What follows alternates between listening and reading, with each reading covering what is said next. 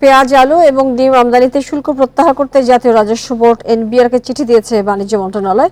চলমান বন্যা পরিস্থিতিতে দেশের অন্তত 11টি জেলায় কৃষি উৎপাদন ক্ষতির মুখে পড়ায় এই সিদ্ধান্ত নেওয়া হয়েছে। বাণিজ্য মন্ত্রণালয়ের তথ্য মতে দেশে প্রতি বছর 6 থেকে 7 লাখ টন পেঁয়াজ আমদানি করা হয়। প্রিয় নাম্বার সেট করে বিকাশে সেন্ড মানি করুন ফ্রি। তবে বিশেষ অনুমতি ছাড়া ডিম এবং আলু আমদানি হয় না।